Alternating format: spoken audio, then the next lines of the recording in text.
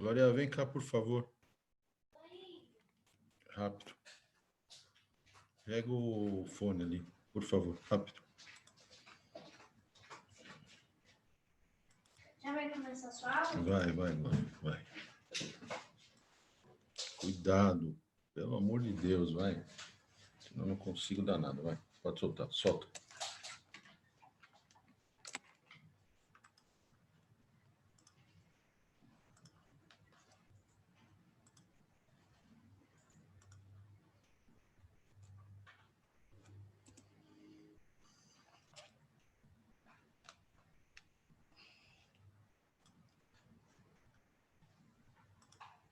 Sai daqui agora. Vai, dá licença.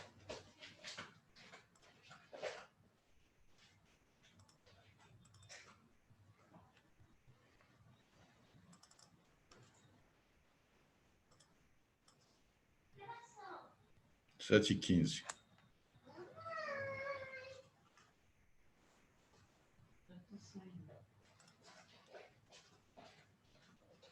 Glória, sem bagunça, por favor.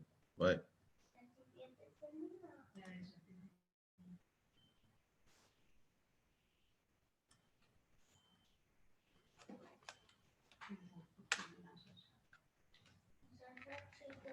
Daqui a quantas horas?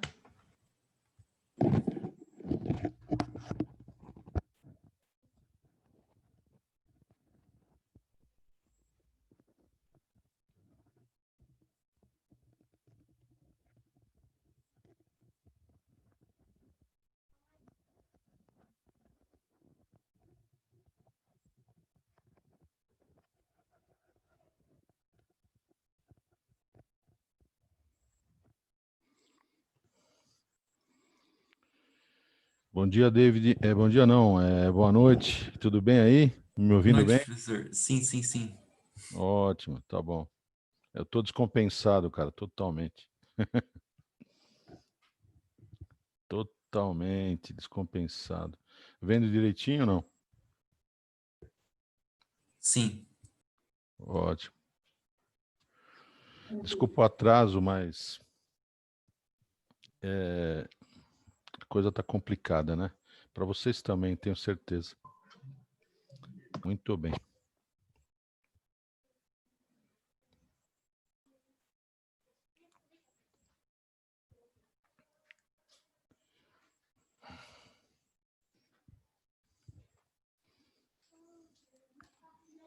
Vamos encerrar o curso hoje, então? Vamos? Ou não? Boa noite, André. Boa noite, Aninha. Tudo bem? Tá com soninho, Aninha? Eu sei como é que é. Boa noite, Larissa. Tudo bem?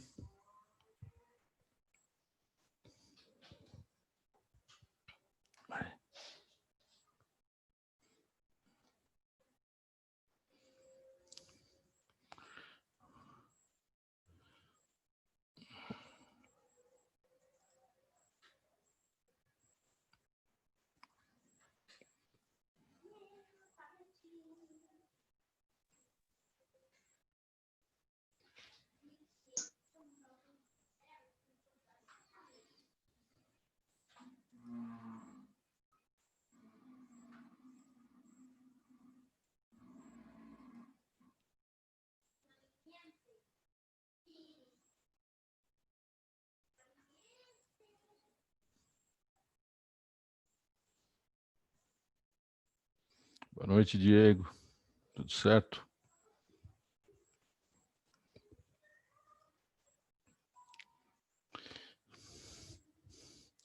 E aí, queridos, estamos um pouco atrasados, principalmente por minha causa. Vamos começar?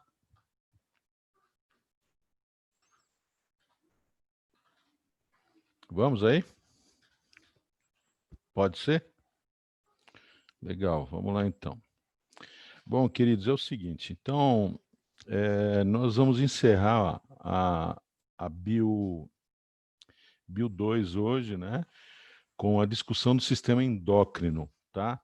O sistema endócrino, ele tem muita informação, então muito cuidado, queridos, tá certo? O vestibular, ele é muito direcionado em relação ao sistema endócrino, tá?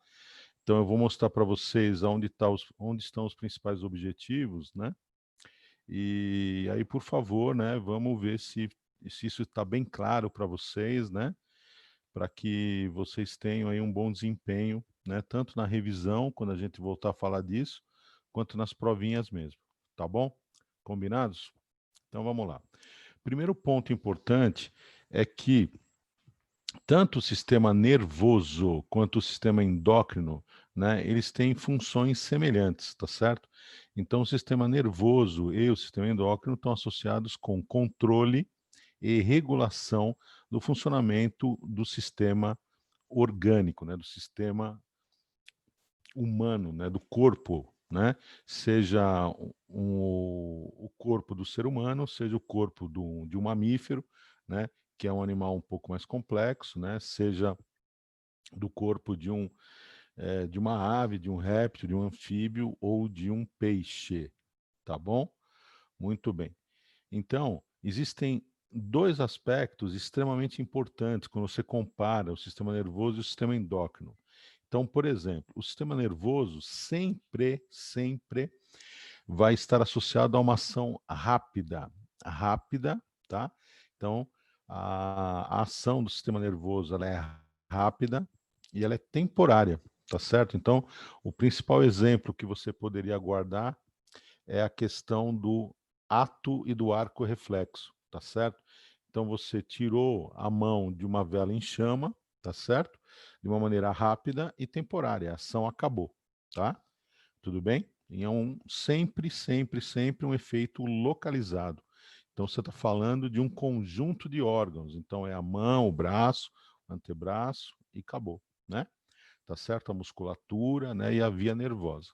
Muito bem. Quando você fala de sistema endócrino, a questão é muito diferente, tá certo? Então, o menininho, a menininha, eles amadurecem sexualmente. As suas características sexuais secundárias, elas vão desenvolvendo-se ao longo do tempo, tá certo? Então, por exemplo, pelo nos corpos, nos corpos, o pelo pubiano na região que envolve genitais, tá certo? A formação dos gametas, né? Tudo bem?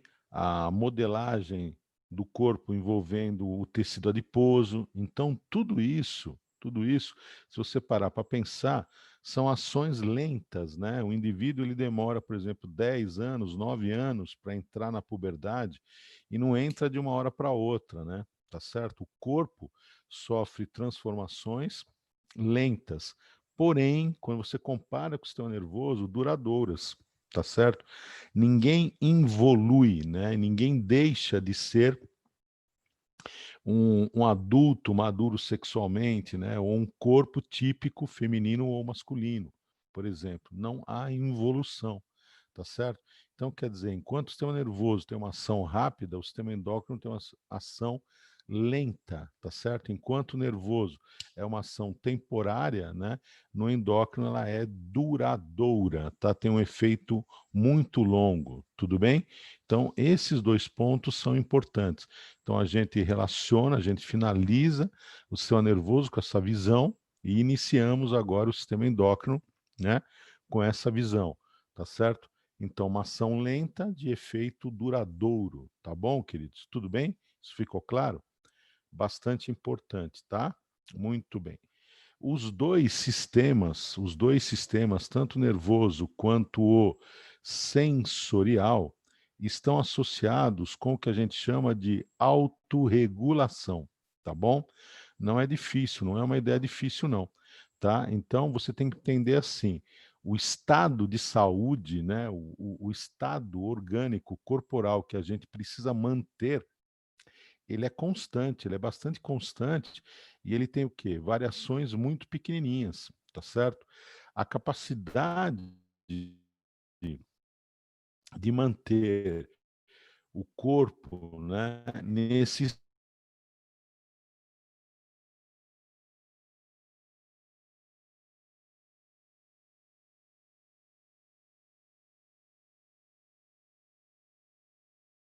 tudo bem, certo? Então, o ideal é que o corpo se mantenha constante, com pequenas variações, e essa capacidade recebe o nome de homeostase. Tudo bem? Ficou claro? Eu vi que deu uma travada, mas já voltou? Já voltou? Tudo bem?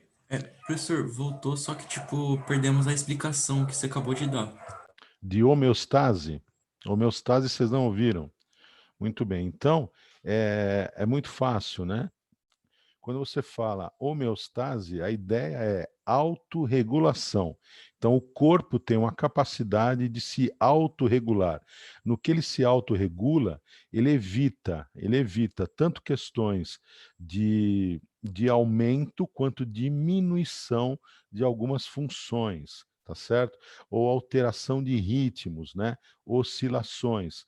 Isso é extremamente importante porque os limites que a vida estabelece para um determinado corpo são rigorosos, tá claro? São rigorosos. Então, por exemplo, a capacidade de manter esse estado constante que está associado à vida recebe o nome de homeostase. E por que, por exemplo, o estado do corpo, de saúde do corpo, de integridade do corpo, flutuaria? Ele flutuaria por duas razões. Ou por um problema interno, né? Então você geneticamente ou congenitamente você perdeu a capacidade de se autorregular. O que isso quer dizer? Eu herdei do meu pai e da minha mãe genes que dificultam, por exemplo, a minha autorregulação. Ou, por um problema na gestação, eu não herdei geneticamente, mas eu nasci com um problema de autorregulação. Tá certo? Tudo bem? Então, interno ou externo, que é a questão de uma infecção, que é, por exemplo, um fator climático, tá certo? Então, isso está associado diretamente com a capacidade de autorregular, tá? Então, a vida tem que se manter constante, os limites do corpo, tá? De ação, de funcionamento do corpo, deve estar associado a pequenas oscilações, muito pequenas, tá? E a capacidade de manter os efeitos dessas oscilações pequenininho, né, de manter o funcionamento bastante constante, recebe o nome de homeostase. Então, existe um pesquisador bastante importante na história das ciências, sobretudo da biologia, chamado Claude Bernard, tá? E para Claude Bernard, o que é homeostasia? Tendência permanente do organismo de manter a sua constância interna, estado independente, né, do organismo em relação aos fatores externos. Então, independente de estar frio, de estar quente, tá certo? O funcionamento do organismo, né, tem que se manter estável. São exemplos muito fáceis que eu usei, né? Muito imediatos, né? Mas dá para entender a ideia, tá claro? Então, por exemplo, independente de você pensar ou não, se está frio, né? Você contrai a tua musculatura, você contrai a circulação periférica. No caso de uma temperatura alta, é o contrário que você faz. Você aumenta a transpiração, inclusive, entendeu? E nada disso é a rigor pensado, nada disso a rigor é voluntário. Então, essa capacidade de homeostase, né, ela é intrínseca do organismo e ela não precisa ser necessariamente, né, é, de acordo com a vontade do organismo, voluntária, tá bom? Então, bastante importante. E a homeostase, né, está o sistema endócrino, tá bom, queridos? Ficou claro agora? Isso foi o que eu estava falando. Tudo bem agora? Tranquilo? Hein, queridos? Tudo bem? Muito bem. Professor, Pode falar. deu uma travadinha no final. Na última coisa que você disse, o que você disse? Você pode repetir, por favor? Que dei a definição do Claude Bernard, né? Uhum. E falei que essa capacidade de autorregular, ela é intrínseca, né? É intrínseca, né? É isso, tá bom? Muito bem. Professor, o senhor falou Oi. que isso tinha alguma coisa a ver, aí depois travou e depois o senhor falou assim, sistema endócrino. É o quê? Foi a palavra que o senhor falou antes de sistema endócrino que travou. Ah, sim, que a homeostase é uma função do sistema nervoso e do sistema endócrino, tá bom? Certo?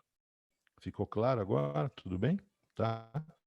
Sim, obrigado, Então, professor. é o sistema. No caso, né? O esqueminha é este aqui, do lado esquerdo. Sistema nervoso, né?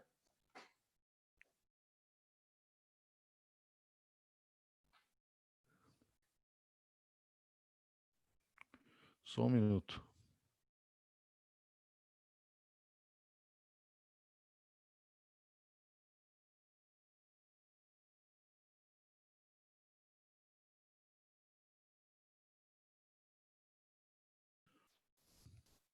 Então, vamos lá. Então, tanto o sistema endócrino quanto o sistema nervoso, né, são responsáveis pela homeostase. No caso do sistema endócrino, você tem as seguintes estruturas, né? O sistema nervoso central, que é o encéfalo e a medula espinhal, e os nervos, né? No sistema endócrino, você tem as glândulas, tá bom? Tá certo? E é a partir daí que, numa integração, nós vamos ter a autorregulação do organismo. Muito bem. Então vamos lá. Algumas ideias básicas, né, que podem cair, por quê? Porque as questões do sistema endócrino, elas podem ir de um extremo ali de muito simples para bastante complexas, né? Muito bem. O ideal é que elas fiquem ali no meio termo com a aplicação dos conceitos, que é a tendência para este ano. Então, o que é um sistema, o sistema endócrino? É um sistema. Então, é o conjunto de órgãos, tá bom? É o conjunto de órgãos que apresentam como atividade característica um produto. Então, o sistema endócrino, ele atua por meio de um produto. Como é que a gente chama esse produto? Hormônios, tá bom? Certo? Muito bem. Os hormônios podem ser substâncias proteicas, né? Lipídicas, lipoproteicas ou esteroides, tá bom? Tá certo?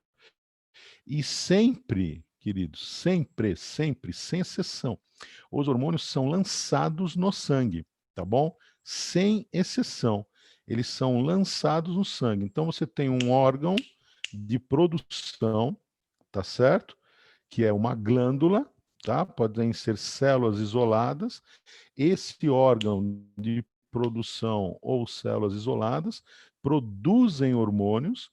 Esses hormônios são lançados no sangue e a partir do sangue eles vão chegar num órgão alvo, tá?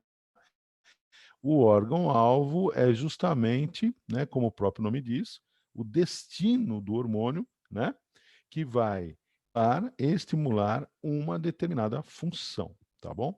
Certo?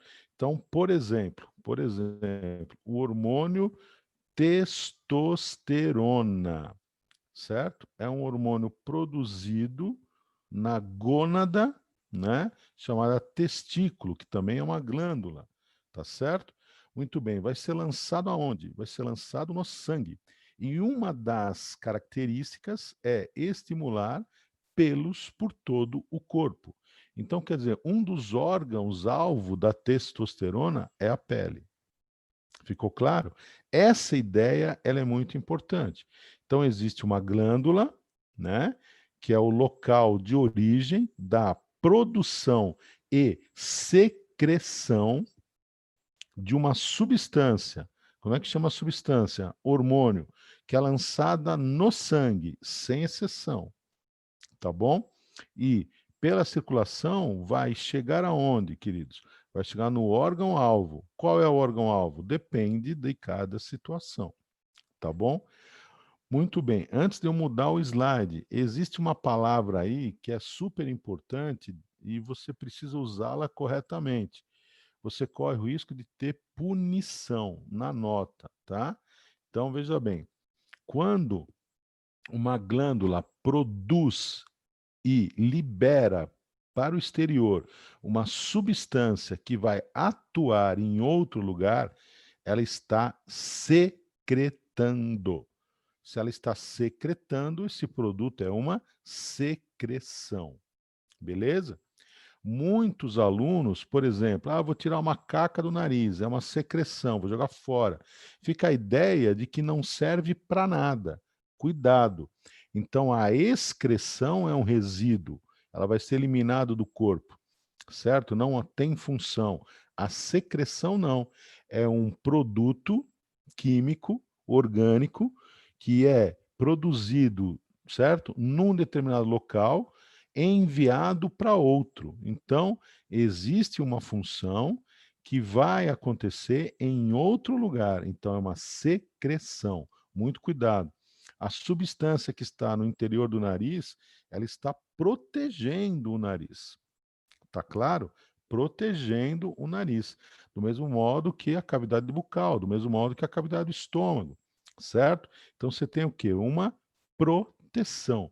Se é uma proteção, é uma função, é uma secreção. São substâncias produzidas num local e que estão atuando em outro local, certo? Mas eu tiro a caca do nariz e jogo fora. Tudo bem, ela pode ser produzida em excesso, mas cuidado em fazer um raciocínio errado do tipo chamar de excreção, tá bom? Então, excreção é eliminação de substâncias que não têm função mais, tá certo? São resíduos, são restos do metabolismo. E a secreção é um conjunto de substâncias produzidas numa glândula, numa célula, tá claro ou não? E que vai atuar em outro lugar. Tem uma função a desempenhar em outro lugar, no órgão-alvo, tá? Um outro ponto importante relacionando com o que o Castilho fala, certo? No vestibular vai cair demais, principalmente VUNESP, né? É o tipo de raciocínio importante. Uma secreção, ela precisa sair da célula. Então eu paro de falar em termos fisiológicos, orgânicos, e começo a falar em termos celulares, organelas. Qual é a organela que empacota, certo? Na forma de vesículas e libera para fora da célula. Complexo de Golgi. Mas o que está lá dentro? O que está lá dentro pode ter sido produzido no retículo liso, um hormônio esteroide, que está onde? Lá no ovário ou no testículo. Tudo bem? Mas também pode ser, por exemplo, no retículo rugoso, né? Uma proteína, como a insulina, que está sendo produzida aonde? Lá nas ilhotas de Langerhans, aonde? No pâncreas. Ficou claro, querido? Tanto faz se é um produto esteroide, um lipídio, uma proteína, é produto do metabolismo celular. Se eu estou falando de uma proteína, ela é produto da ação do gene, lá no núcleo, no DNA. Então, o DNA transcreveu uma molécula de RNA, que vai ser traduzida pelo ribossomo e originar o quê? O produto proteico, certo? Se não é exatamente um produto proteico, você tem uma enzima ali que participa da produção de um outro produto, por exemplo, um hormônio lipoproteico, por exemplo. Tá claro? Então são ideias básicas que não são profundas, não são super especializadas e que o vestibular vai te pedir. Tá claro? Então, o metabolismo acontece aonde, queridos? Originalmente na célula. E substâncias saem da célula, são secretadas com auxílio de organelas, como, por exemplo, o rugoso, que transportam para o Golgi, que armazena, empacota e libera para fora da célula, para atuar em outro local. Como é que chama isso, então? Secreção. Enzimas são secretadas e são produto de quê? De glândulas. Tá? Hormônios são secretados e também são produto de quê? De glândulas. Qual a diferença básica de enzima e de hormônio? O hormônio necessariamente tem que ser lançado no sangue e a enzima não. Você pode ter enzima no sangue, mas você pode ter enzima na cavidade. Por exemplo, na boca, amilase salivar. Tudo bem até aí? Ficou claro essa introdução, queridos? Vamos lá. Dúvidas, por favor. Vamos lá. Alguma? Diego, pode falar. Ah, não é dúvida, é só um ok, né? Tudo bem? Nenhuma dúvida, queridos? Ótimo, ótimo. Vamos lá então, queridos. Então tá aí, ó. Os hormônios são substâncias químicas, certo? Normalmente orgânicas, que vão servir de mediadores, são comunicadores, tá claro? São mensageiros, tá? Então, por conta de um hormônio, o indivíduo pode crescer mais ou menos, o tecido pode funcionar mais ou menos, ele pode conseguir desculpe, a sua demanda energética, entendeu? Por exemplo, eu tenho hipotiroidismo, né? Eu sou meio gordinho porque a minha tiroide não funciona. É uma questão energética.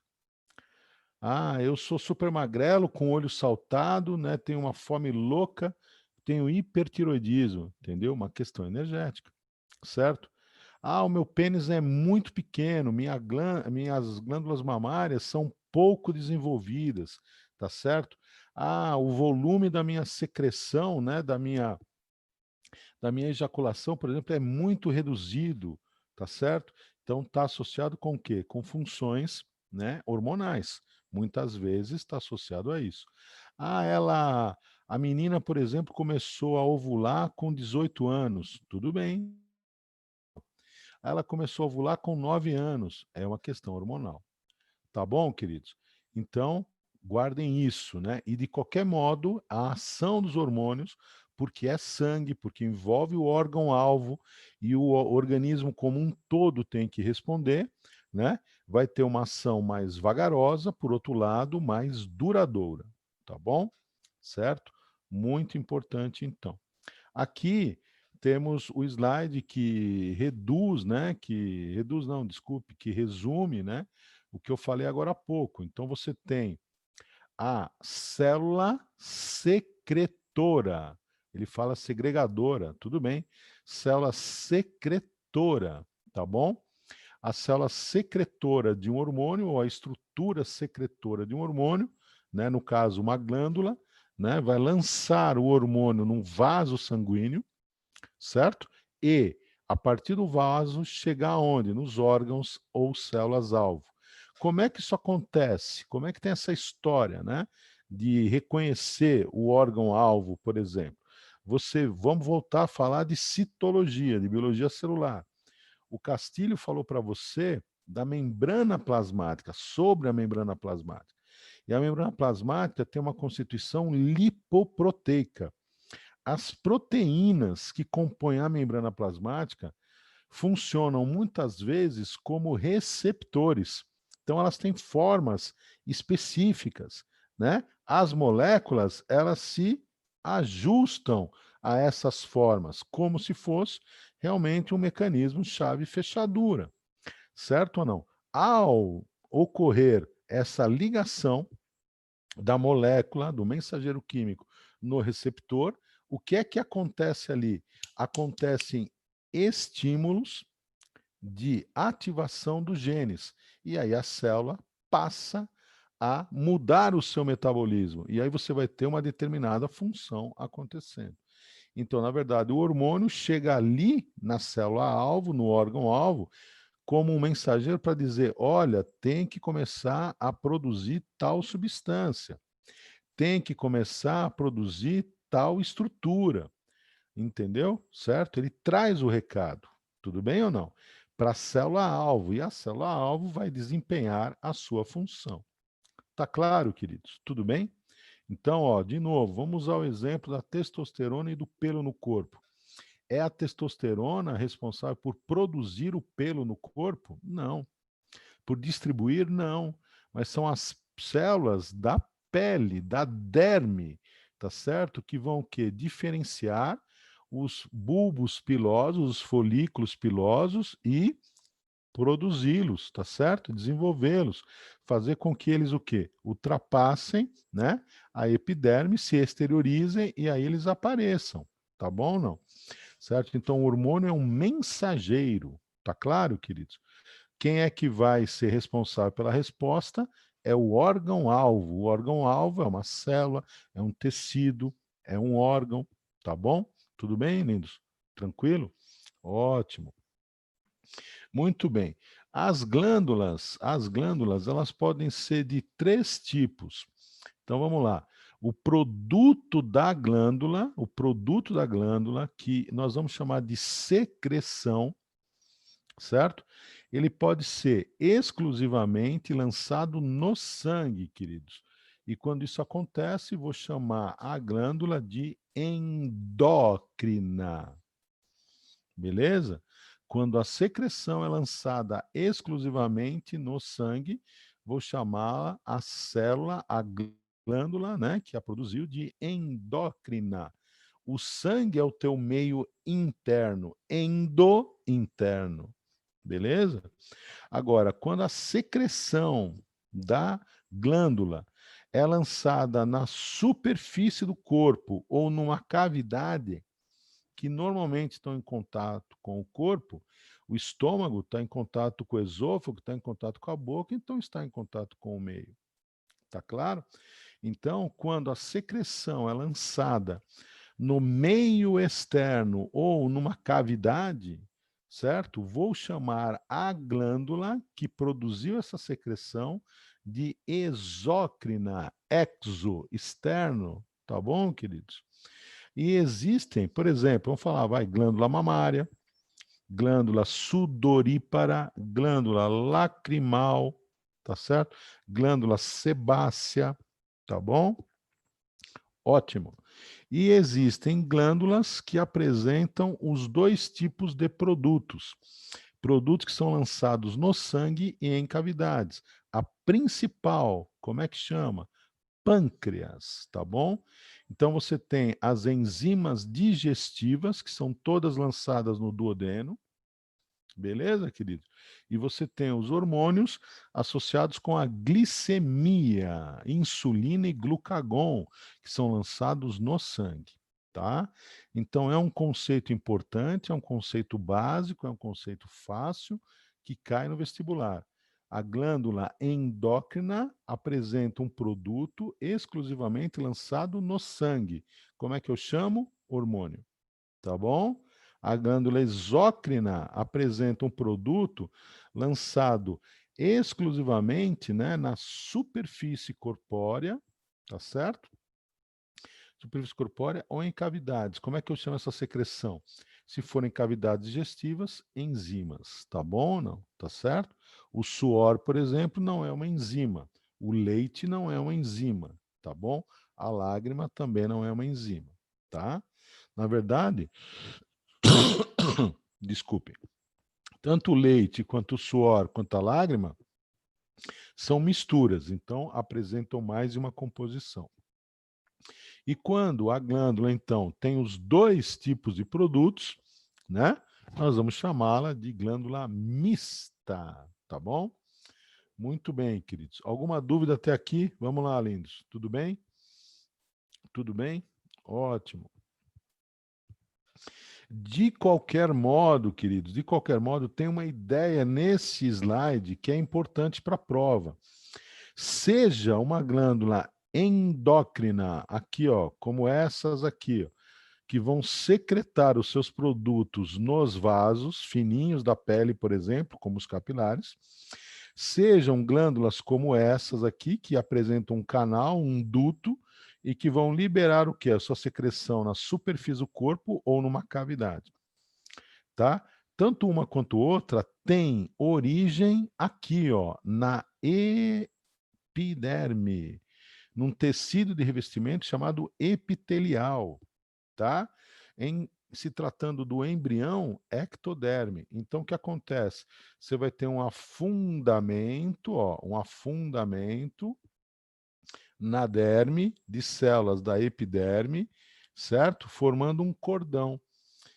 Essas células aqui que vão secretar, elas podem se separar. Separar.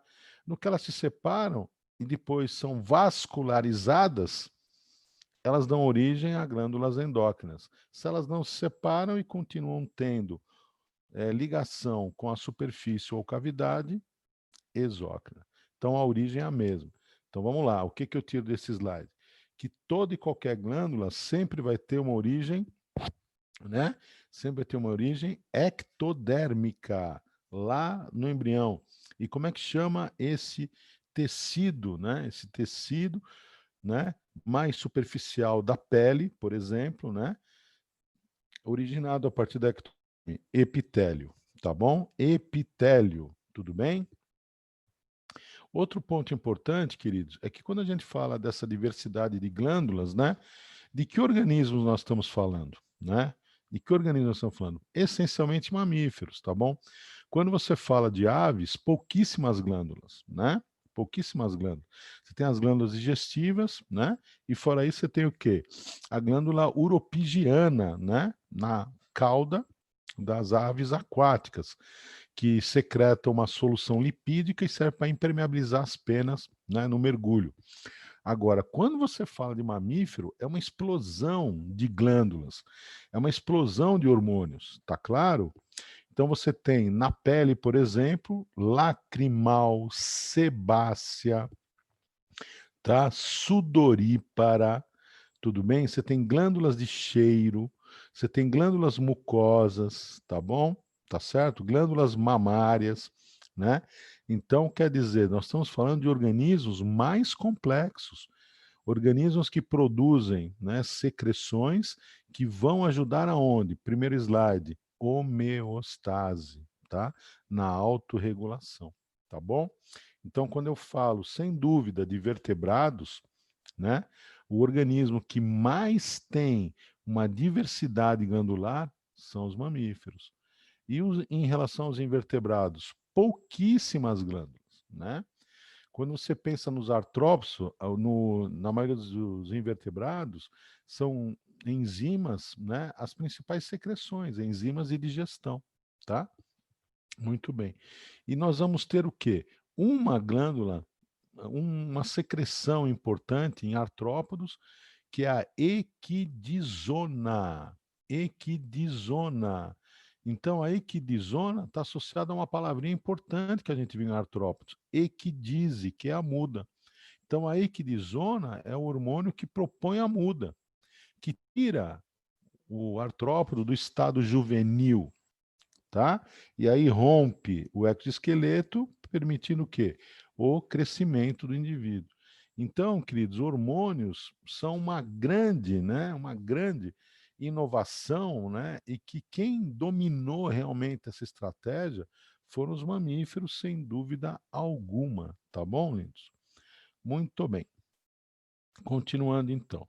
Então tá aí novamente aí para você ver o conceito, tá claro? Não quero que vocês fiquem sem o conceito. Tá aí então, tá? Muito bem. E em se tratando, por exemplo, desculpa, gente. Em se tratando, por exemplo, de glândulas, né, endócrinas, nós temos uma glândula mestra que fica no meio da cabeça. Então, bem no meio, assim, assim e assim, bem no meio, tá? Chamada hipófise. Então, a hipófise, ela é uma glândula mestra por quê? Porque ela tem as suas secreções, mas ela também tem secreções que vão estimular, que vão alimentar outras glândulas, tá bom? Então, quer dizer, por exemplo, vamos lá. Na hipófise, eu tenho um hormônio ADH, que vai controlar, né, a quantidade de água eliminada na urina. Beleza? Tenho a prolactina, vou falar de novo, que vai regular e controlar a produção de leite, né, nas fêmeas e mamíferos no momento da final da gestação, né, ao longo da gestação e depois do momento da amamentação. E temos um hormônio chamado GH, que é o hormônio do crescimento. Entendeu a ideia? Então, quer dizer, esses três hormônios têm as suas funções típicas, específicas. Mas a hipófise, por ser uma glândula mestra, ela produz, por exemplo, o TSH. H de hormônio, S de estimulador, T da tireoide. Então, no que ela produz o TSH, queridos, o que que acontece? Nós temos aí um hormônio cujo órgão-alvo é a tireoide. Então, se a tua tireoide, se você tem hiper ou hipotiroidismo, por exemplo, tá legal? Nós podemos ter duas causas, pelo menos. Uma causa que é a própria tireoide, um problema na tireoide, ou um problema de hormônio que estimula a tireoide, ou seja, hipofisário. Então, por exemplo, se a tua tireoide produz, por exemplo, vou falar de novo, pouco T3, pouco T4, o que que eu, médico, posso fazer? Te dar T3 e T4, prescrever para você T3 e T4.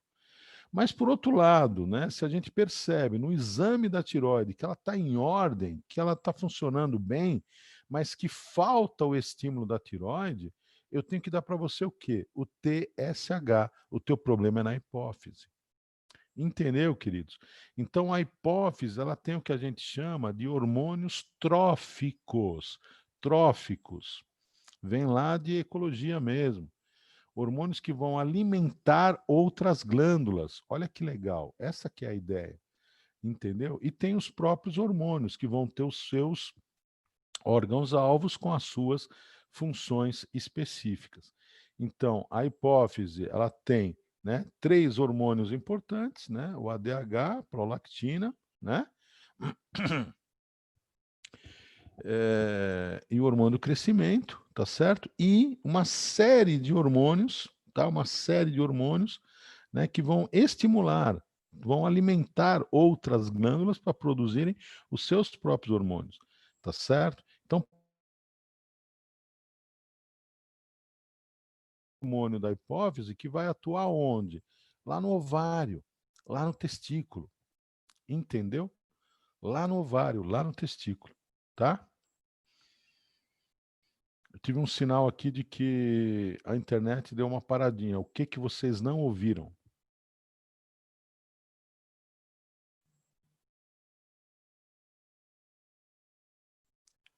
Vocês deixaram de ouvir alguma coisa, queridos? Ou não? Sim, só que eu não lembro onde parou, basicamente, não lembro. Eu falei do TSH, né? Que é a estimulação da hipófise sobre a tireoide. Depois falei do FSH, a estimulação da hipófise sobre o ovário e sobre o testículo. Ouviram?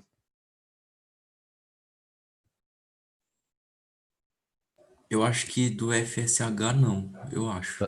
Tá, então é isso. A hipófise ela tem então, né, 3 hormônios típicos, o ADH, tá legal? O ADH, a prolactina, o hormônio do crescimento e os hormônios, né, tróficos ou alimentadores, estimulantes de outras de outras glândulas, né?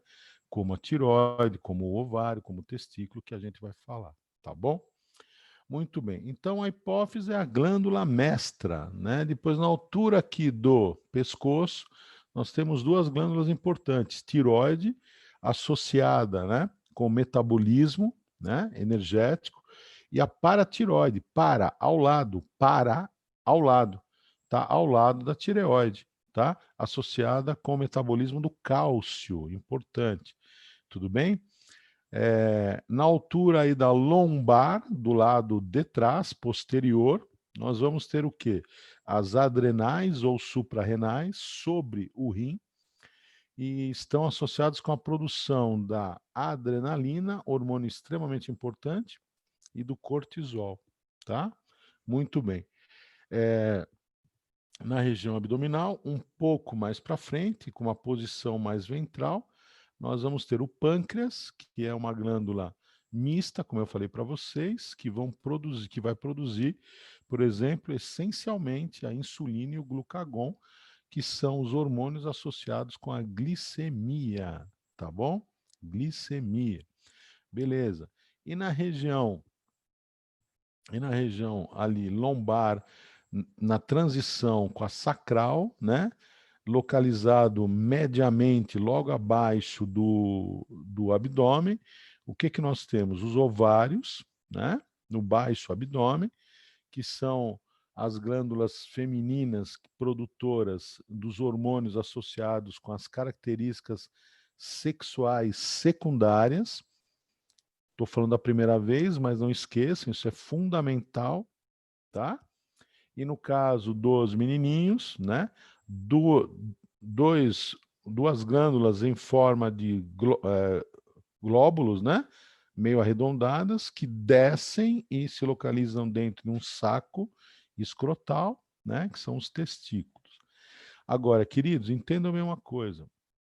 Biologicamente falando, né, é quando você identifica a genitália masculina ou feminina. O que é genitália?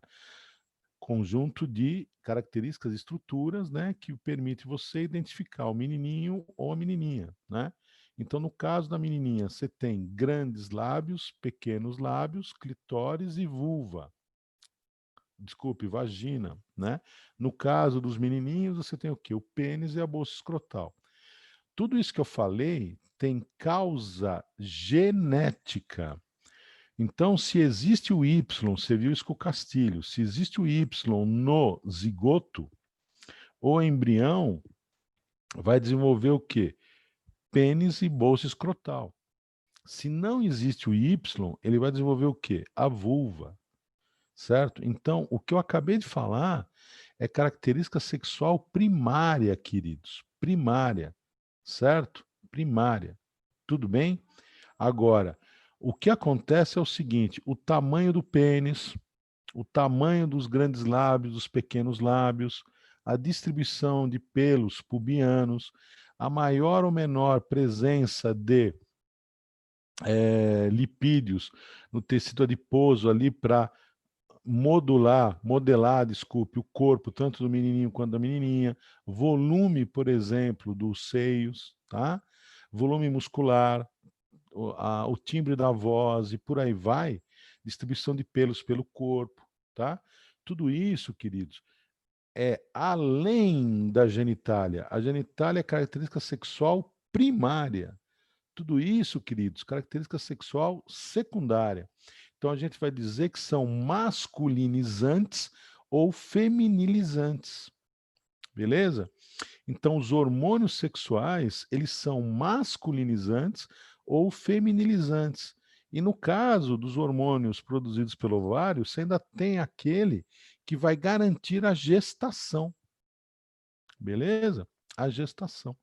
Então, importante isso. Então, diferencie na sua cabecinha, por favor. Característica sexual primária e secundária.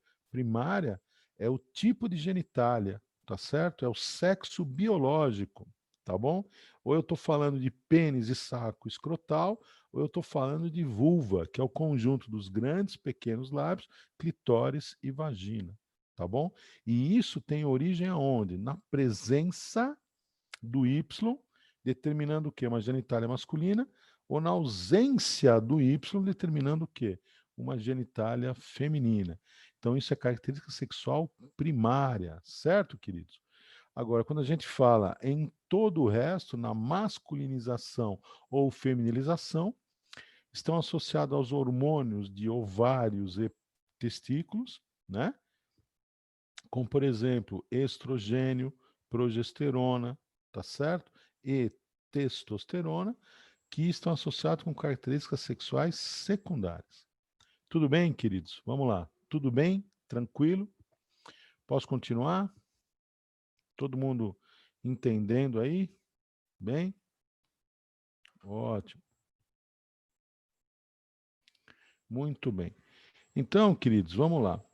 O cérebro, a frente do cérebro está aqui, certo? Ó, tá? A parte de trás do cérebro está aqui.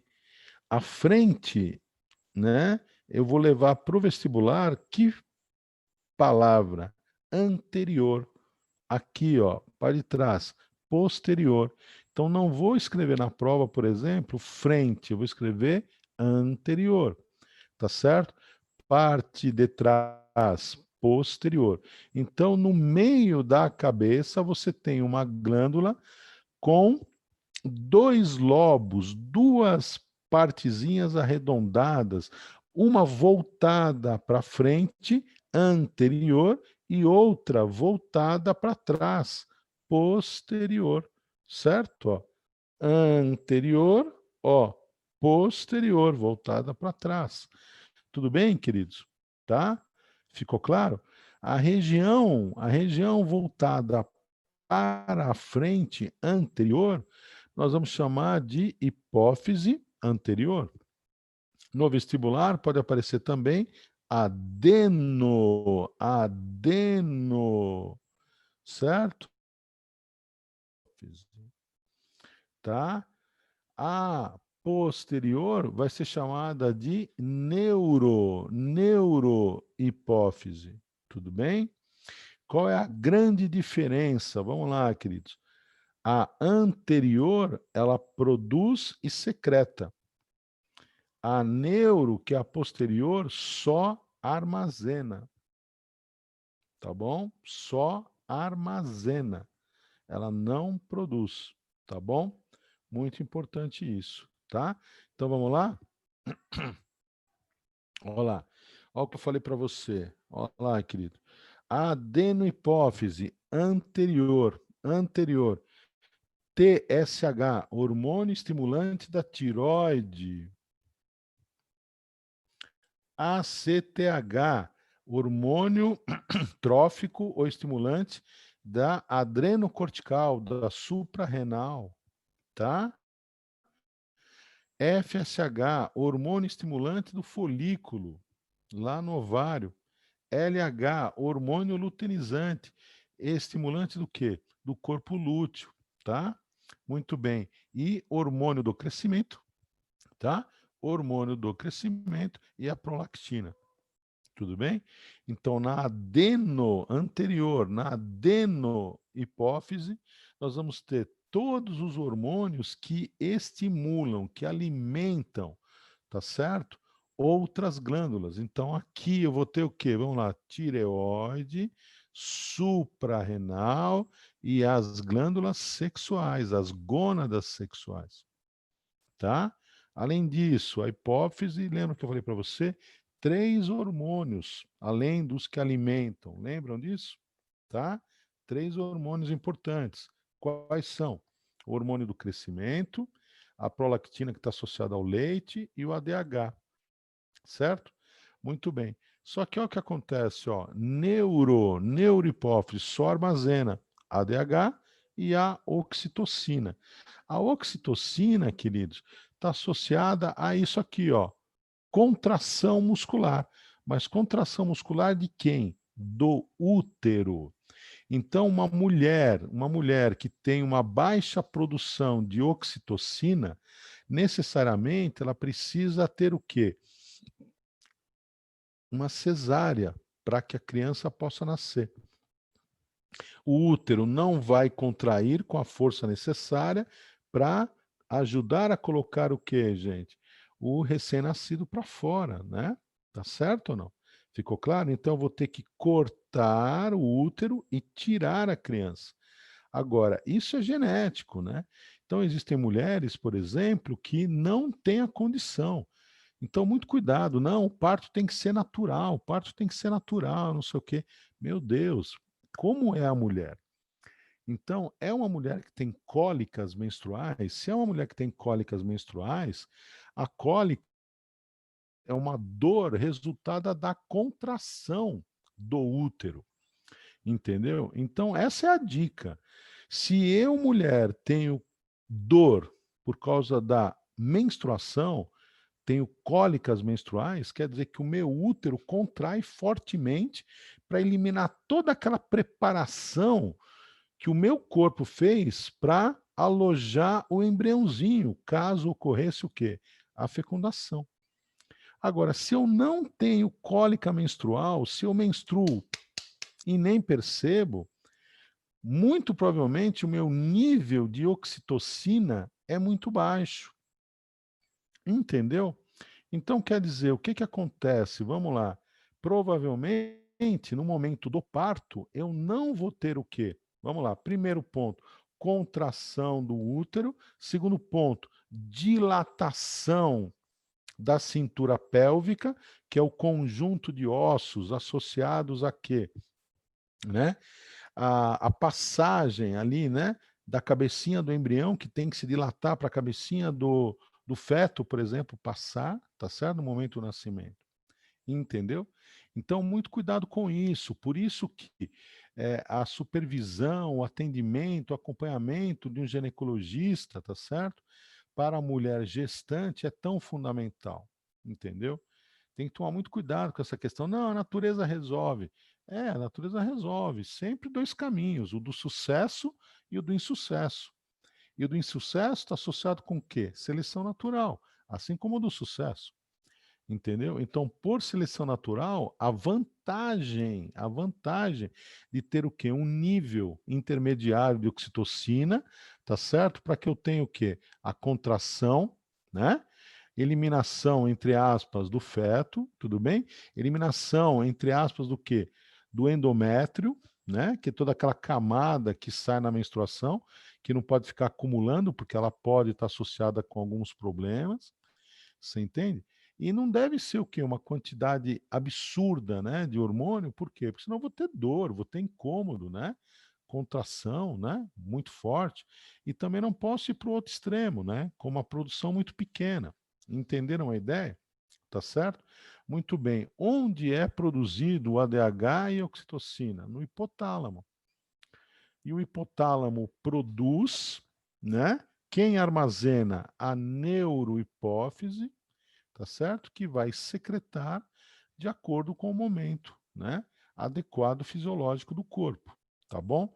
Agora, a hipófise anterior vai produzir o quê? Os hormônios que alimentam outras glândulas, o crescimento e a produção de leite, a prolactina. Tá bom, queridos? Tudo bem? Tá? Então, adenohipófise ou hipófise anterior, certo? E aqui, ó, né, de lado, né, de trás, né? Neurohipófise ou hipófise posterior. Não produz, simplesmente secreta, libera os hormônios produzidos no hipotálamo, tá bom? Muito bem. Vamos lá, pergunta da Aninha. Então, a adenohipófise produz e secreta e a neurohipófise apenas secreta. Ela, na verdade, armazena, né? Certo? Armazena e secreta, ela não produz. Tá? Armazena e secreta os hormônios do hipotálamo. Tá bom, Aninha? Tudo bem? Certo? Ficou claro para todos? Muito bem. Tudo bem? Posso continuar ou não? Então, a parte posterior da hipófise produz, armazena e secreta. A parte posterior, tá certo? Armazena e secreta. Produz aonde? No hipotálamo. Quais são os dois hormônios? ADH e oxitocina, tá? Certo? Tudo bem, queridos? Muito bem. Pergunta. O examinador ele pode falar assim simplesmente, hormônios hipofisários. Você entendeu? Então, cuidado, querido. Se ele falar hormônios hipofisários, ele está considerando a hipófise como uma estrutura única, e aí eu tenho o quê? Os hormônios que alimentam outras glândulas, tenho quem mais? Vamos lá. Hormônio do crescimento, quem mais? Oxitocina, prolactina e o ADH. Beleza? Tá bom? Ficou claro? Ninguém hipofisário, tá bom? Muito bem. Então tá aqui, ó, né? Uma produção muito grande de hormônio do crescimento.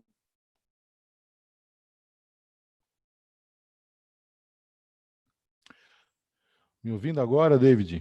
Porque deu uma paradinha.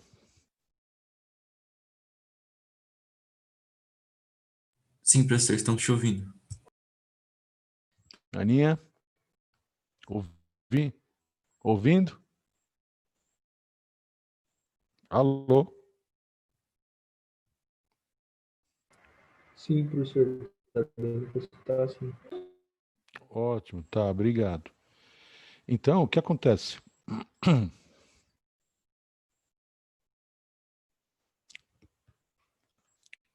Vamos lá. O que acontece? Numa produção maior de hormônio de crescimento, nós vamos ter isto aqui, ó, gigantismo. Só que o gigantismo está associado a uma integração no crescimento de musculatura e ossos, tá bom? Por outro lado, dá uma olhada aqui, né? Você pode ter o nanismo. Aqui no caso é uma criança, mas você pode ter o nanismo. E o nanismo está associado a quê? A uma baixa produção de hormônio do crescimento, tá bom? Uma das maneiras da gente conseguir prever, fazer uma previsão do crescimento que teremos, né? É a radiografia do punho. A radiografia do punho vai te mostrar a quantidade de cartilagem que existe nas epífises dos ossinhos e, portanto, dá para fazer uma previsão, uma projeção de crescimento. Ela mostrar, por exemplo, que existe uma taxa pequena esperada, né? Você vai administrar GH, né? G de grow, em inglês, né? Certo? Crescimento. Então, você vai administrar GH para a criança, atinja aí a taxa esperada para aquela idade e para as próximas idades. Depois de determinado momento, o que você faz? Você simplesmente, né? Então, o indivíduo adulto, né? O indivíduo adulto, ele tem uma produção de GH bastante.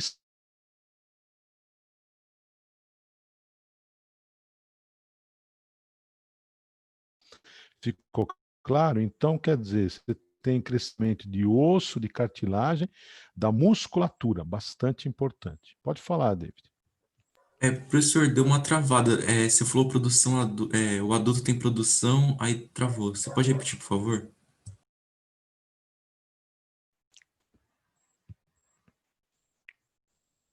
Entendi a tua dúvida. Deu uma travada na hora que você falou, tipo, que o adulto tem produção, aí travou. Eu não consegui pegar o que você disse. Você pode repetir, por favor? Então, no adulto, o que que acontece com a produção de GH? Ela vai diminuindo, entendeu? Você não vai ter um crescimento contínuo sempre aumentando a sua estatura, volume muscular e ossos, né? Não, entende? Então, quer dizer, de acordo o alcance da idade adulta, você acaba tendo o quê? Uma diminuição, uma desaceleração e uma constância na produção do GH, tá bom? Essa é a ideia. Então, se na infância você não tiver uma produção legal, você pode ter o nanismo, o anão, né? Tá certo? Tá certo? Tudo bem? Ficou claro a ideia? Muito. Ficou assim. Valeu, professor. Falou. É, prolactina, né? Então, a prolactina, adenohipófise, certo, gente? Então, lá, hipófise anterior.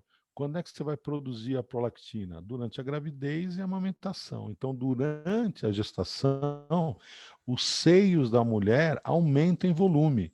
Os canais lactíferos, por exemplo, eles aumentam, tá certo? A retenção de leite, que é a secreção, aumenta, tá? Muito bem. Existem mulheres, por exemplo, que acabam tendo uma deficiência de prolactina, produção do leite, né? Entendeu? Certo? Então, isso é importante. E, de novo, né, na secreção, o que é que eu tenho? Organela celular importante de todos esses tecidos aí que a mama, tá claro ou não? Tá certo? Que compõe aí os canais, né? Lactíferos, né? Que são ricas no complexo de Golgi, que vai armazenar, secretar a produção, que é justamente o leite. Tá bom? Ficou claro? Tudo bem? Gente, sempre que eu tenho um sinal aqui da internet aqui inconstante, eu paro de falar. Quando ela some, eu volto a falar. Mas se você, e eu preciso da ajuda de vocês para me dizer exatamente onde parei aí na audição uma vez hoje, estranho, tá? Muito bem. Então, olá, queridos. Hipófise posterior. Então, ela vai simplesmente armazenar, guarde isso, cuidado, tá certo? Os hormônios secretados pelo hipotálamo, tá bom? Hipotálamo. Muito bem. 2 hormônios importantes, o ADH e a oxitocina. O ADH quer dizer o quê? H, hormônio antidiurético, também chamado de vasopressina. Se é o hormônio antidiurético, diurese quer dizer o quê? Fazer xixi. Se ele é antidiurético, é o hormônio do não xixi. Se é não xixi, eu não vou eliminar a água. A água volta para o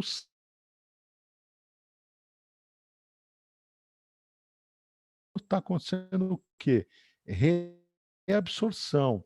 Quando eu uso a palavra, o sentido é sempre sangue. Quando eu falo secreção lá no néfron, né? É do quê? Do tubo para, do sangue para o tubo, tá? E se eu falo de reabsorção, tá voltando mesmo para o sangue. Tudo bem? Então, quer dizer, se eu tenho ADH no sangue, é não xixi, muita reabsorção. Tá claro? Volume de urina produzido pequenininho, tá? Uma maneira do ADH, por exemplo, funcionar, uma das estratégias é concentrar sais no sangue, tá legal? Então, o transporte ativo de sais para o sangue faz o sangue ficar mais concentrado, essa reabsorção de água ocorre mais facilmente, tá legal? Tudo bem? É o caso, por exemplo, dos corredores de maratona, das pessoas que ficam aí privadas de água. Elas vão ter um sangue mais concentrado, que permite o quê? A reabsorção de água, fazendo com que você tenha um volume de urina menor. Isso caiu recentemente, tá bom? O álcool, o que eu tenho que guardar? Que ele inibe a produção do ADH. Se o álcool inibe a produção do ADH, traduz isso para mim, querido. O ADH é o hormônio do não xixi. Então, o álcool inibe o não xixi. Portanto, o álcool estimula o xixi. O álcool é diurético. Então, você sentou na mesa, o que, que acontece? Fala para mim, para tomar cerveja ou qualquer outra coisa alcoólica, bebida alcoólica, né? Você vai ter vontade de fazer xixi. Por quê? Porque ele inibe a produção, tá certo? Do ADH. E como eu falei para vocês, a oxitocina, o principal atributo, né, a principal função da oxitocina é a contração do útero.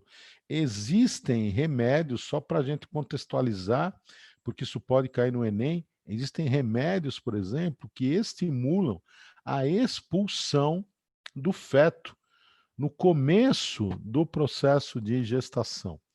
Como é que chamam esses remédios que estimulam a expulsão do feto? Ora, eles são abortivos, certo, queridos? Abortivos. Então, um remédio abortivo, ele vai eliminar, né, previamente o feto. Tá claro?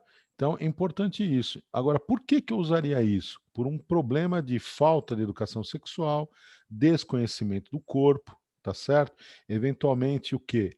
E extremamente importante, né? Tá? Estupro, né?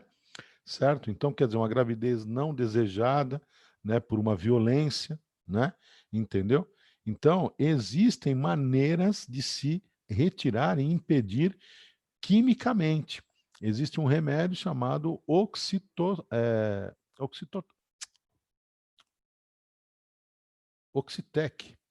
né? Que ele está associado com o quê? Com a presença de oxitocina, entendeu? Então, quer dizer, ele vai promover o quê? A contração. A contração. Esse é um remédio, na verdade, o princípio ativo é justamente a oxitocina e os seus derivados, né? Esse é um dos, né? Então, quer dizer, ele vai estimular a contração muscular e garantir o quê? A expulsão do feto, interrompendo a gravidez, tá bom? É uma das possibilidades. Você também pode utilizar remédio, medicação à base de oxitocina, para que a gestante, né, que teve a criança, né, e agora está amamentando, né, conseguir eliminar o leite com uma maior facilidade, tá bom? Por quê? Contração também, né? É correto afirmar que o álcool inibe a ADH enquanto o acúmulo de sais estimula a sua produção? Não, sal não, esquece o sal, né? Na verdade, quando você come comida salgada, né, você acaba retendo água no sangue porque você concentrou o sangue, entendeu? A inibição do ADH é pelo álcool. O estímulo está associado a quê? A concentração, mas você não tem isso, né? Do quanta água eu posso perder, né? Se a minha urina vai ser diluída ou não, vai depender simplesmente do quê? Do quanta água eu posso perder. Então, cuidado com isso, tá? Tomar Gatorade sem necessidade, justamente para evitar excesso de sais na coisa. Isso, exatamente. E o problema não é só na corrente sanguínea, né? Você vai acumular sal aonde? Nos túbulos renais, né? E no fígado, né? Principalmente na vesícula biliar, né? Então, quanto mais sal você tiver no teu corpo, né? Tem que tomar muito cuidado, né? Porque você pode ter a formação de cristais e pedrinhas tanto no sistema renal quanto na vesícula biliar. E pedrinhas na vesícula biliar são um problema terrível, porque elas podem entupir as saídas da bile, entendeu? E aí você tem um problema sério, né? Você pode ter inflamação, você pode ter dor, né? Você pode ter uma situação aí de impedimento de digestão dos lipídios, tal, complicado, tá bom? Dói, inclusive, né? Se eu falar da permeabilidade do túbulo renal, eu preciso dizer qual túbulo? Não, de modo geral, não. Você pode usar túbulos renais, tá bom? Tá? Numa boa. Já houve essa necessidade, hoje nem tanto, tá bom? Muito bem. Tireoide ou tiroide, né? Então ela está localizada nessa porção aqui do pescoço, né? Região inferior do pescoço, tá bom? Tá aí, né? Muito bem. Então você vai ter dois lobos, o lobo direito e o lobo esquerdo, tá? Bastante importante, né? E os hormônios, eles estão associados com metabolismo, tá claro? Então você vai ter a tri3, iodo, necessariamente presença de iodo, iodotironina, T3, e tiroxina, T4, atua sobre o metabolismo do corpo, energético, inclusive, tá certo? Então, a taxa metabólica, o quanto você vai não só necessitar de glicose, mas em que velocidade, né? Tá bom? Então, taxa mesmo, atender à sua demanda energética. Muito bem. E você vai ter a produção de um outro hormônio importante, que é a calcitonina. A calcitonina, querido, a gente tem que entender bem, junto com outro hormônio, o paratormônio. Mas cuidado, por favor. Tireoide, calcitonina. Diminui o cálcio no sangue. Se o cálcio sai do sangue, para onde ele vai? Para o músculo, para que ele possa contrair. A musculatura, ela contrai, as fibras de actina e miosina vão deslizar uma em direção à outra, né? Para contrair, diminuir o tamanho do músculo e aumentar a sua espessura. Então, o sangue perde cálcio para o músculo, beleza? Perde cálcio para o osso, para o crescimento, para a regeneração do osso, perde cálcio para o dente. Beleza? Tá certo? Agora, quem é que tira cálcio? Porque para que o músculo possa relaxar, eu tenho que tirar o cálcio. Então eu coloco cálcio. Quem coloca? Calcitonina. Quem tira? Paratormônio. Tudo bem? Só que aí, cuidado. Calcitonina, tireoide. Quem tira? paratormônio, paratireoides, que são o quê? Glandulinhas ao lado aqui na tireoide. Entendeu a ideia? Então, muito cuidado com isso, por favor. Então, vamos lá. O que que você vai ter aqui? 2 hormônios super importantes que dependem na sua constituição, na sua síntese, na sua produção de iodo. Se eu não tenho iodo na dieta, eu não consigo produzir o iodo e eu não vou conseguir produzir nem o T3, nem o T4. Vocês estão entendendo? Nem o T3, nem o T4, né? Então, muito complicado, tem que tomar muito cuidado. Por isso que a gente, de um tempo para cá, uma ação governamental, faz tempo já, né? Exigiu por lei a adição de iodo no sal. Então, sal iodado. O sal iodado, o sal extremamente barato, né? O sal iodado, ele garante esse nutriente na nossa dieta e, portanto, a produção de T3 e de T4, né? Numa boa, tá certo? Uma produção metabólica desses hormônios tranquilo. Então, olha o que acontece com o T4, né? Graças ao T4, você tem a manutenção do teu metabolismo basal de repouso, certo? Se você altera a sua temperatura, se a tua frequência cardíaca, tá certo? Atividade do sistema nervoso, tubo digestivo, mobilidade, né? Então, tudo isso está associado com demanda energética do corpo, a manutenção do corpo no seu estado de repouso basal, tá bom? Certo? Principalmente o T4, mas o T3 também participa de tudo isso. Só que o T3 tem uma função mais rápida, mas na prova, o que é fundamental? T3 e T4 associados com o metabolismo do corpo, principalmente atendendo a sua demanda energética, tá claro? E o segundo ponto super importante, iodo, tá? Iodo. Então, tanto para fazer o T3 quanto o T4 são necessários, né, esses nutrientes, né? Aliás, esse nutriente que é o iodo na sua constituição, tá? Então, sem iodo na dieta, eu posso ter pouca produção de T3, de T4 e, portanto, hipotiroidismo. Tá claro? Hipotiroidismo. A pessoa pode viver sem a tiroide? Pode, tira a tiroide, só que diariamente você precisa de T3 e T4, tá?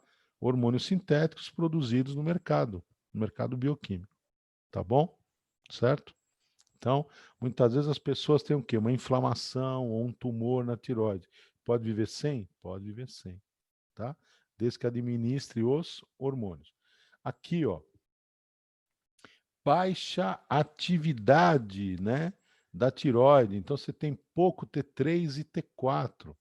Isso causa o quê, gente? Um aumento da tiroide, justamente para estimular, né, a pouca produção. Então, eu tenho pouco T3, pouco T4, a tiroide aumenta para conseguir compensar essa baixa produção. E aí você vai ter o quê? Uma região bastante aumentada, chamada bócio, tá bom? Isso aqui era muito comum em regiões pobres com iodo, tá? Certo? Então, o que acontece no hipotiroidismo, né? Você vai ter, normalmente, né, cansaço, né, depressão, pele ressecada, perda de peso, tal, e por aí vai. Aliás, perda de apetite, mas pode ter aumento de peso, tá bom? Certo? Muito bem. E no hipertiroidismo, olha que loucura, né?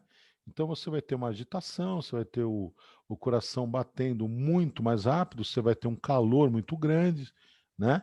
Insônia, né? Então quer dizer, você não regula mais o teu metabolismo de repouso, né? E uma característica bem comum, né? Da pessoa que tem hipertiroidismo, a exo para fora, fitalmia, então um olho saltado, né? Essas pessoas, por exemplo, elas não estão fazendo careta, elas são assim normalmente, tá bom? Muito bem. Quando se trata da paratiroide, como eu falei, elas estão aqui, ó, lateralmente, ó, na tireoide. Tudo bem, André? Então, há um equilíbrio na concentração de cálcio pela atuação da calcitonina do patrônio. Exatamente. O que um faz, o outro desfaz. Tá claro? Então, super importante. Calcitonina, tireoide. Ela tire.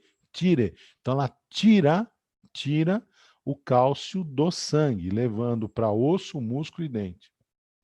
Beleza? Muitas vezes você precisa de cálcio por causa de uma coagulação. Tá?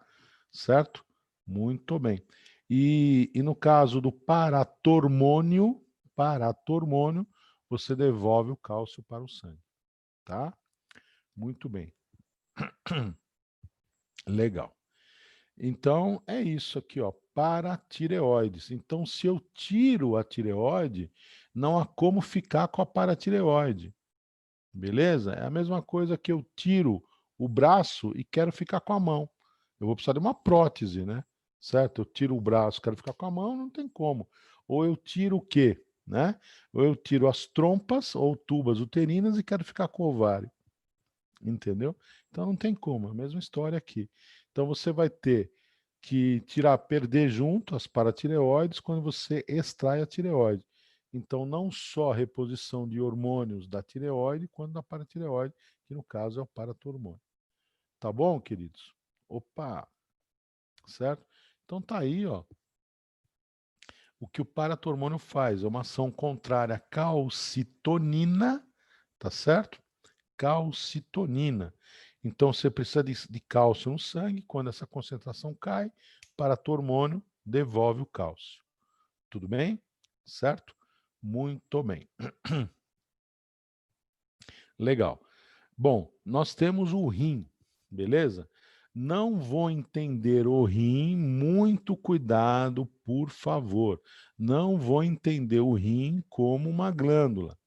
É um órgão, principal órgão do sistema excretor, tá? Sobre o rim, tá? Rins, sobre o rim, suprarrenal. Suprarrenal, tá? Vou ter, então, duas suprarrenais, uma em cima de cada rim, responsável por dois hormônios super importantes, mas muito importantes, muito, muito, muito, né? A adrenalina e o cortisol. A adrenalina e o cortisol. O cortisol está associado com o metabolismo dos carboidratos. Então, lógico, com o metabolismo do quê, gente? Energético, tá bom? Super importante. Você acorda, o teu nível de cortisol é alto, ao longo do dia ele vai abaixando.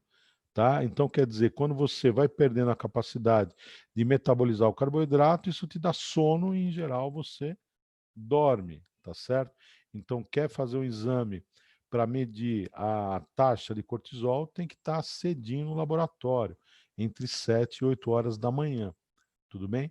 A adrenalina, por outro lado, é 24 horas, né? É o hormônio do estresse, é o hormônio do susto, é o hormônio da fuga, é o hormônio da luta, né? E eu coloquei esse slide aí justamente para você lembrar do simpático. Sistema nervoso autônomo simpático, certo? É aquele que está associado ao estresse, à contração, certo? Ao sair do repouso. O parasimpático devolve você para o repouso. Então, aquela velha história, vi um rapaz simpático, vi uma moça simpática, né? Minha pupila abre, meu ritmo respiratório aumenta, meu batimento cardíaco aumenta, tá claro não? Tá certo? Então, é isso, bastante importante, tá bom? Então, suprarrenal, adrenalina, beleza?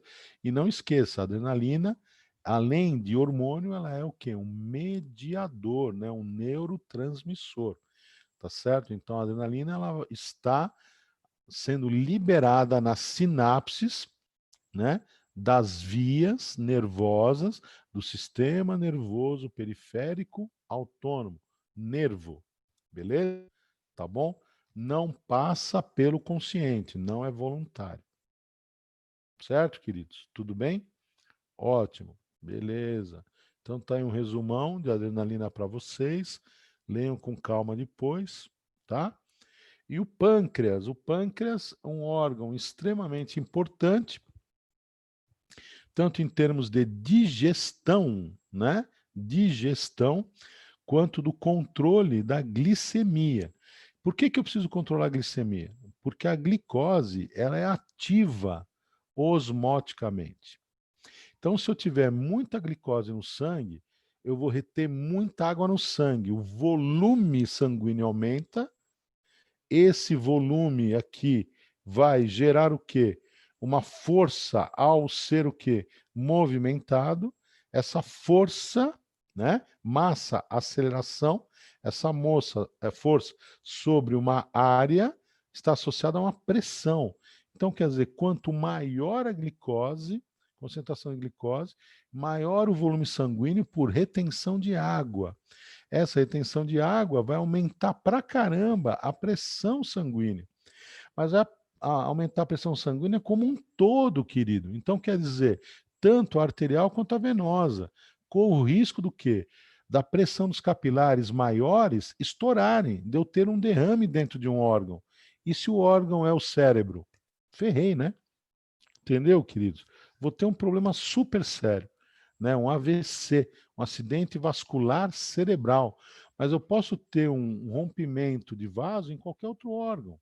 Derrame, tá certo? Um derrame no pulmão, um derrame, por exemplo, no coração. Posso ter um derrame, por exemplo, no rim, no fígado. Entende como é que é? Tá certo? Então, a concentração de glicose, ela tem que ser muito bem, mas muito bem regulada, tá? Extremamente importante. Vamos lá. Se há secreção de adrenalina, se tiver ACTH, como é essa relação? Exatamente. A suprarrenal tem que ser estimulada pela hipófise para poder secretar adrenalina. Exatamente. Então, se você tem uma reação, um momento de susto, o que acontece? O ACTH vai permitir que você, o hipofisário, na suprarrenal, produza o quê? A adrenalina, né? Que rapidamente vai te dar a possibilidade de ter a reação de fuga, de susto, de luta, enfim, ou seja, do estresse. É assim que vai funcionar. A partir do momento que essa situação ela diminui em intensidade, o que acontece? A adrenalina ela é consumida, deixa de ter produção, tá certo? Se você tem um consumo, uma diminuição da adrenalina, o que acontece com a CTH? Ele deixa de ser produzido. Deixa de ser produzido, diminui o estímulo sobre a suprarrenal, que deixa de produzir a adrenalina, entendeu? Então você acaba tendo o quê? Um feedback negativo. Por quê? Porque ele está associado a diminuir a produção. Feed, alimentar, back, para trás.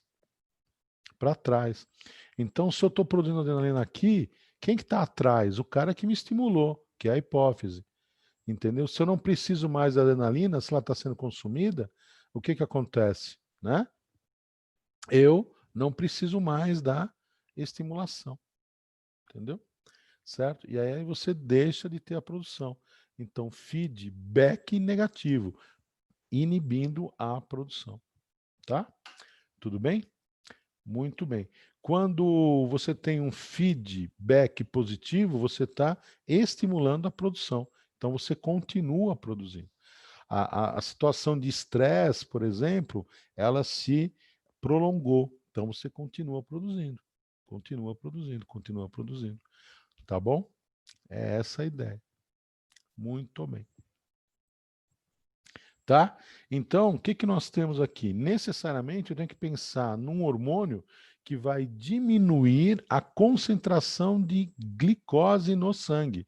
Para diminuir a concentração de glicose no sangue, o que acontece? Vai lá, queridos. O que acontece? Ele é hipoglicemiante. E para aumentar a glicose no sangue, hipergliceminante. A insulina, ela é hipoglicemiante. Acabei de comer macarrão. Digestão super rápida, né? E aí, o que acontece? Vamos lá. A insulina, né? aumenta a permeabilidade da glicose no músculo, no fígado, tá certo? Nos tecidos. A glicose sai do sangue, vai para essas estruturas, entendeu? E a concentração de glicose baixa. Então, a insulina produzida pelo pâncreas é hipoglicemiante, tá bom? Hipo. Então, o que acontece? Quando a pessoa não produz a insulina porque ela não tem o gene que produz, você precisa tomar insulina. Então, é uma pessoa insulinodependente. Ela tem diabetes? Tem. Tipo 1. Tá? A tipo 2 é quando os órgãos não respondem à insulina. Por que não respondem à insulina? Ou porque a insulina não chega, ou por um problema, né, de obesidade, por exemplo, de inflamação, né? Então, normalmente você tem a produção da insulina, só que ela não chega nas estruturas alvo, entendeu? Isso. Então, normalmente, quando uma mulher está grávida, ela tem diabetes tipo 2.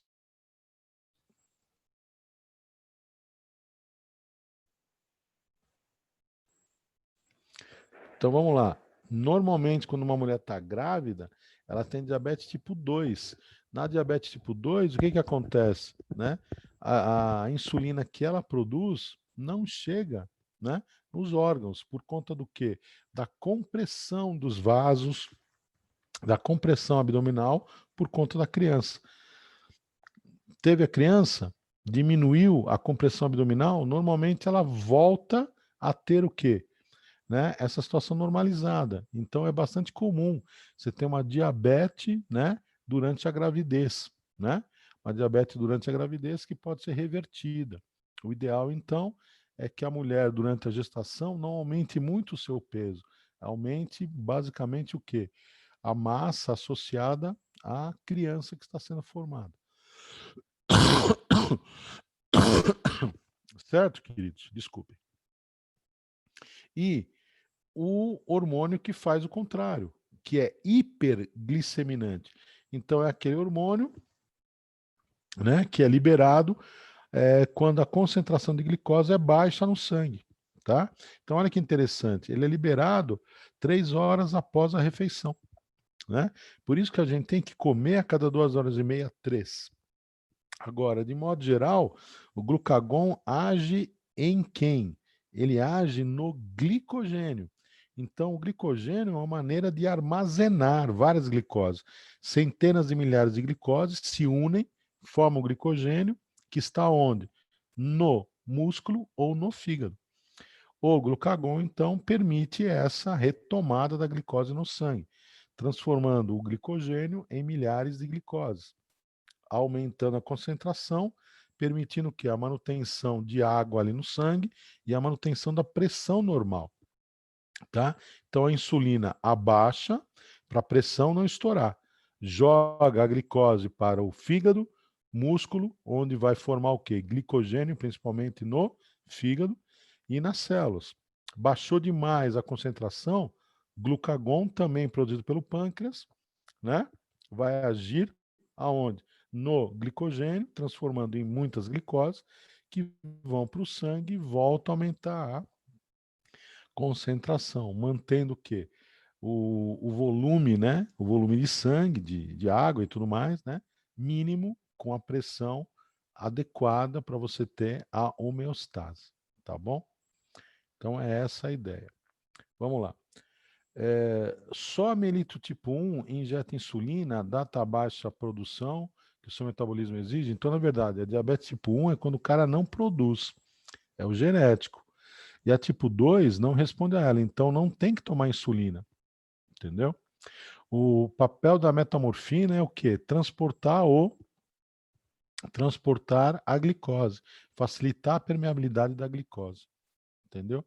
Saindo das células, dos tecidos, tá bom? Do músculo, né? E do fígado para o sangue novamente, tá?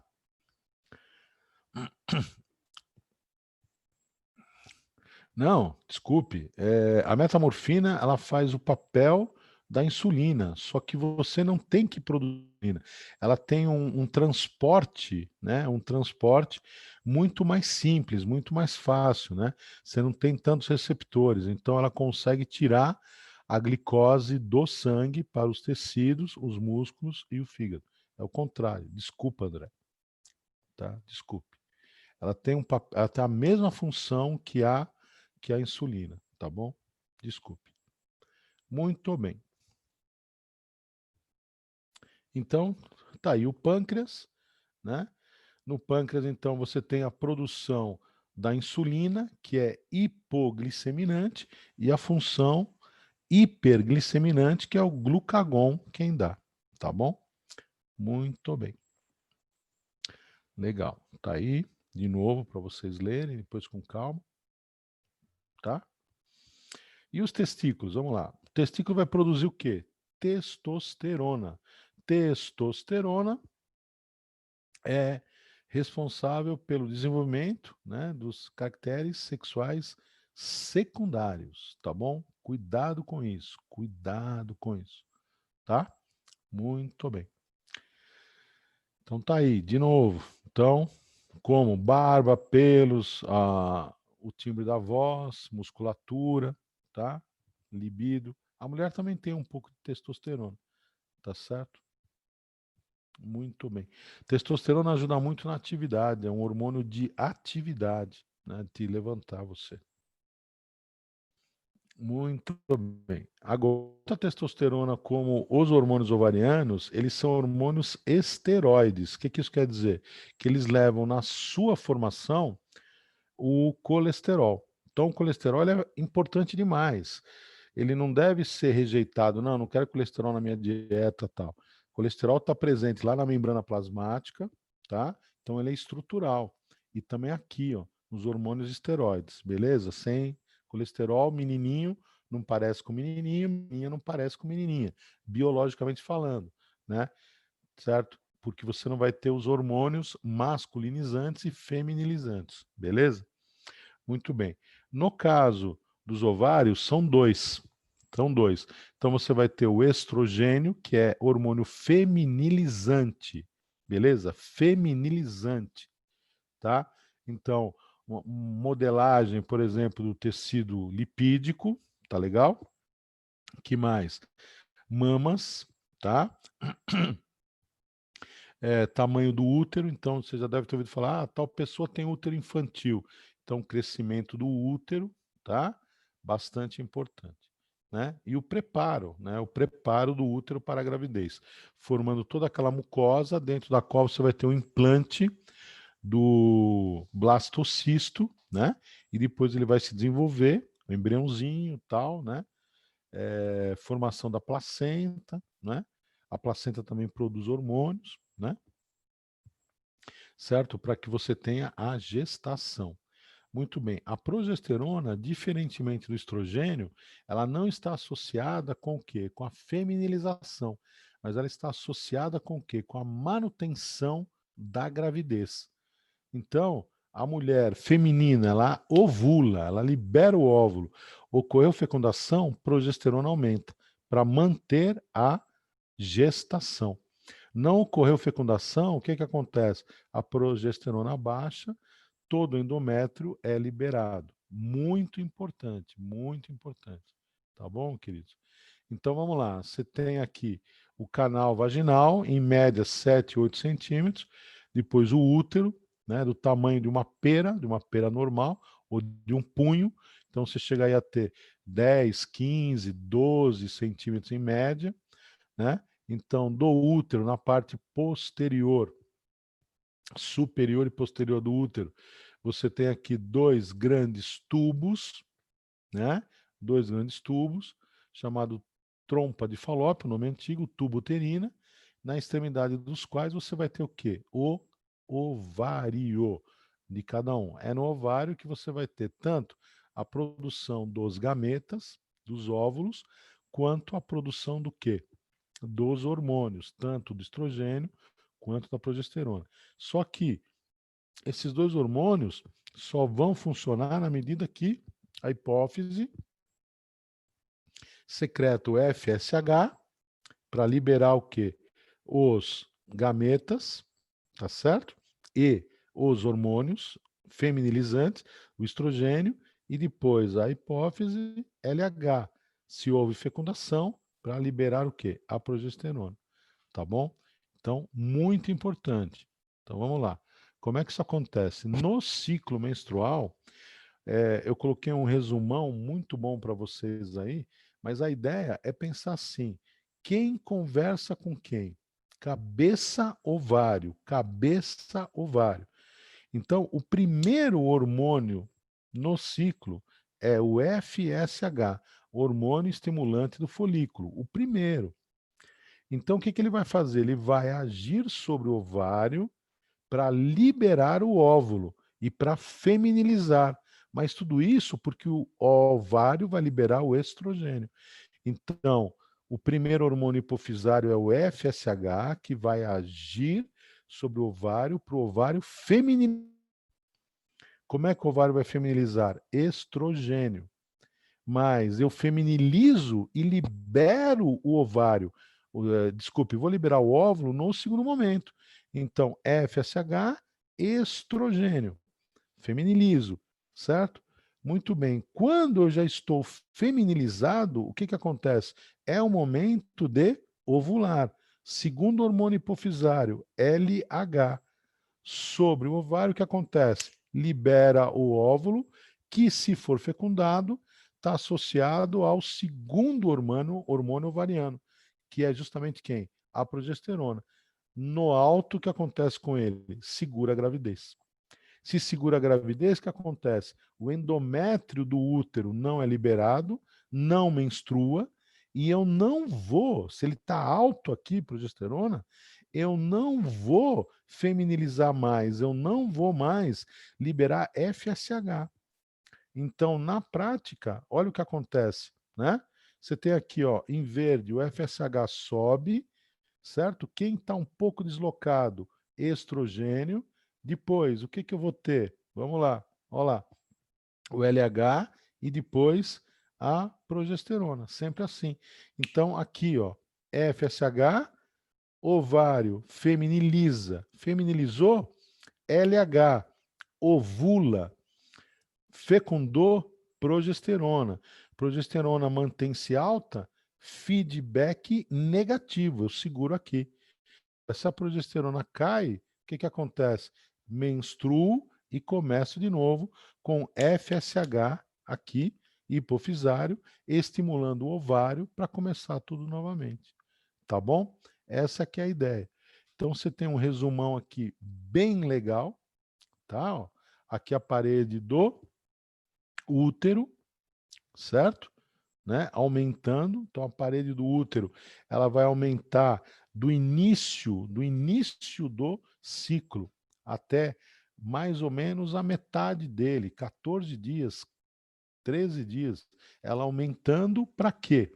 Para que você possa ter a implantação no 14º dia, né? Então, liberou o óvulo, né? No 14º você tem a fecundação, aí depois você tem a implantação do blastocisto, né? Começa a subir mais ainda a progesterona, mantendo a gravidez, desenvolvendo o endométrio, inibindo o FSH novamente. Então a conversa é assim: FSH, ovário, FSH, ovário. Primeiro no FSH, desculpe, no ovário, FSH. E depois, ovário, tá? Estrogênio. Depois, LH, progesterona. Então a conversa, desculpe, né? Tinha falado errado. É hipófise, ovário. Hipófise, ovário. Hipófise com FSH, ovário com estrogênio. Depois, hipófise com LH, ovário com progesterona. Sempre, sempre assim. Tá bom? Certo? Ficou claro a ideia, queridos?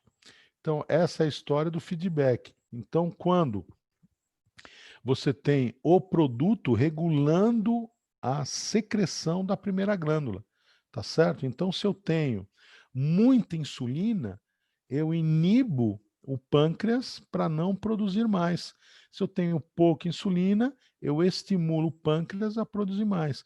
Quando eu inibo, feedback negativo. Quando eu estimulo, feedback positivo. Essa é que é a ideia. Tá bom? Aqui os dois. Isso vale para qualquer glândula que produza hormônio. Então, você tem aqui alguns exemplos. Tá bom? Então, por favor, vejam, né, para não se atrapalharem. Então, dois exemplos, para o ADH e para a oxitocina, para a prolactina também, né? Muito bem. E aqui um resumão que eu fiz para você, tá? Então, para cada hormônio, então, hipófise anterior, né?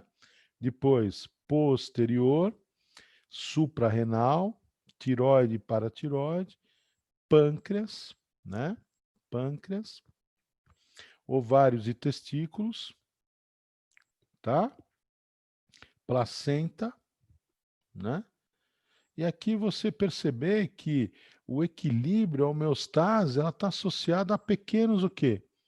A pequenas oscilações, né? E essas oscilações são produto do quê? Das interações que o corpo tem com ele mesmo e com o meio externo.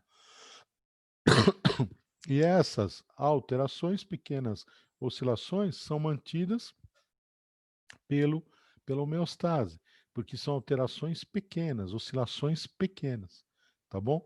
Quando elas são muito grandes, você sai do equilíbrio e aí o que acontece? Você pode ter uma doença, você pode morrer, você pode ter um choque, tá claro? Por isso que o correto é falar em equilíbrio dinâmico, pequenas oscilações, tá bom? Certo? Então, aquela velha história, existe um ótimo de glicose no sangue, tudo bem, mas você pode ter um pouco mais, um pouco menos, um pouco mais, um pouco menos, um pouco mais, um pouco menos. O ideal é uma pressão 12/8, mas se tiver, por exemplo, 12/9, 12/7, 11/8, está tudo bem. São pequenas oscilações, entendeu? Que não vão durar o tempo inteiro do dia, tá legal? Então, isso é importante. Tá bom, queridos? É isso que eu tinha para apresentar para vocês. Vou mandar aí todos os materiais no grupo agora, tá? E na sexta-feira a gente começa aí a revisão. Se vocês tiverem qualquer dificuldade, por favor, me mandem, entrem em contato comigo, que eu respondo o mais rápido possível, tá certo? Isa, me desculpe, Aninha, me desculpe, Tomás, me desculpe por ter demorado aí para responder, tá bom? Um beijo grande para vocês. Obrigado e parabéns aí pelo esforço, por aguentar a aula direto aí que a gente deu para vocês, tá bom? Bom descanso para vocês, tá? Tchau, professor. Abraço. Bom descanso. Valeu, queridos. Tudo Tchau, mais. tchau, professor. Tudo de bom para Brigadão, hein? vocês. Até Tchau, tchau. sexta. Nada. Que isso. Tchau, tchau.